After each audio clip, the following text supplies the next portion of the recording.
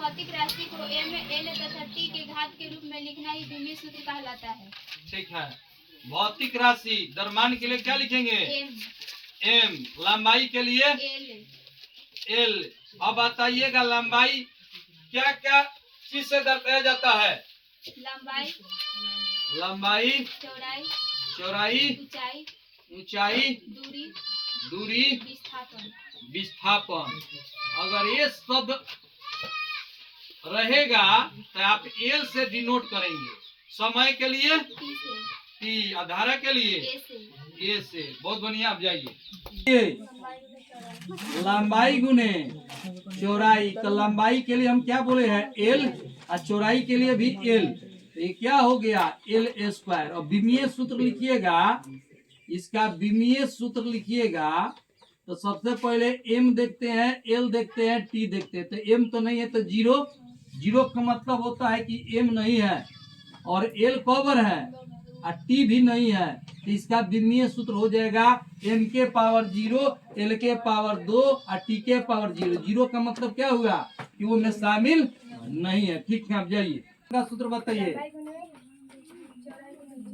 लंबाई गुने चौड़ाई गुने ऊंचाई। तो हम क्या बताए हैं? लंबाई, चौड़ाई, ऊंचाई, दूरी, विस्थापन के लिए क्या लेंगे? एल। तो यहाँ पे एल एल एल कितना हो गया? एल के पावर थ्री। एल के पावर क्यू कहेंगे या एल के का पावर 3 कहिए, कौन कहिए, वो चलेगा। अब देखिए यहाँ पे ध्यान दीजिएगा। M L T. एम नहीं है, जीरो। एल कौ है, 3 बार है और टी क्या हो गया? 0। ठीक है। आप जाइए। सूत्र पहले आप बताइए। द्रव्यमान बटा आयतन। अब यहाँ पे ध्यान दीजिएगा। द्रव्यमान के लिए क्या लिखेंगे? m। आयतन के लिए क्या लिखा गया है? l के पावर कितना? q हो गया। अब इसको हम बताए थे 1/x क्या लिखाता है? तो इसी प्रकार 1/t के पावर 3 है तो क्या लिखेंगे? l के पावर -3। अब इसको लिखना है m l t। तो m को बार है? 1 बार। l के पावर क्या लिखेंगे? -3 और t नहीं है, समय नहीं है, तो उसके लिए क्या लिखेंगे? 0। बहुत बढ़िया। आदिति कुमारी के द्वारा जवाब दिया गया है। ठीक है। यानी घनत्व का विमीय सूत्र होता है m के पावर 1, l के पावर -3, t के पावर 0। के मतलब क्या होते हैं?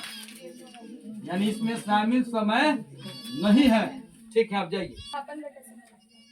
विस्थापन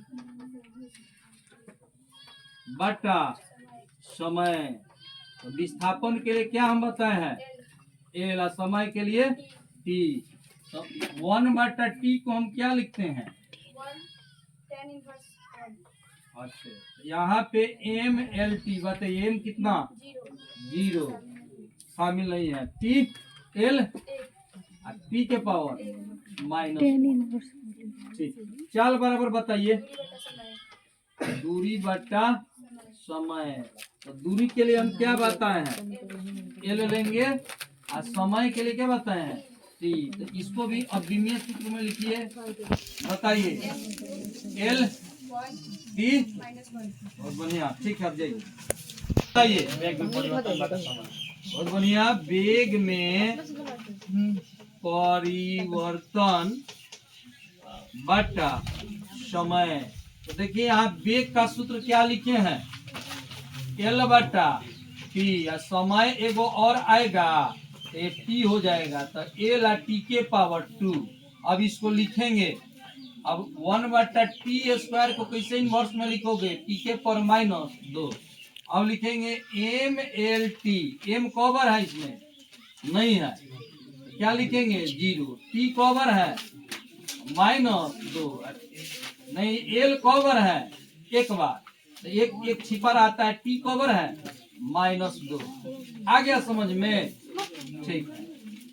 एल 1 बार था। एल मतलब लंबाई, टी मतलब समय, ए मतलब द्रव्यमान। ठीक है। तुम जाओ। ये तो द्रव्यमान गुने त्वरण। यहाँ पे ध्यान दीजिए। द्रव्यमान के लिए m और त्वरण के लिए देखिए यहाँ निकाले है ना, m l t इनवर्स 2। तो m इसमें 0 था तो अब m 1 बार हो जाएगा, l भी 1 बार हो जाएगा, t को बार हो जाएगा? 2 बार। ठीक है, ये आपका हो गया। ठीक है, चला सूत्र बताइए। बल गुने विस्थापन। बल के लिए क्या बताया गया है? बल के लिए क्या आया है बताइए। एम एल टी के पावर -2। विस्थापन के लिए क्या हम बोले हैं, क्या लिखेंगे? एल। अब बताइए एम एल के पावर 2 टी के पावर -2। ठीक है जी। होता है धारा गुने समय। धारा के लिए क्या बताए हैं, क्या लिखना है?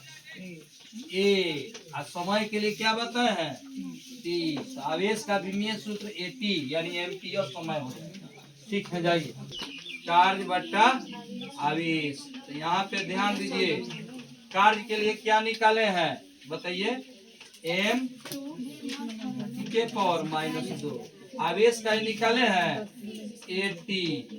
अब यहाँ पे ध्यान दीजिएगा, एम हो गया, एल हो गया स्क्वायर और टी के पावर -3 हो जाएगा और ए इनवर्स हो जाएगा। अब ये समझ में आया? यहाँ पे देखिए टी के पावर -2 है, यहाँ भी टी है। इसका सूत्र होता है एक्स के पावर एम भागा एक्स के पावर एन। आधार सेम होता है तो पावर को क्या करते हैं, घटाते हैं। यहाँ पे सेम है तो टी के पावर -2 -1 ये क्या हो जाएगा, टी के पावर -3। यही चीज को हम लिख दिए। ये 10 गो विमीय सूत्र आपको आ गया। अब आगे में है प्रतिरोध का। आप लोग बताइए प्रतिरोध का।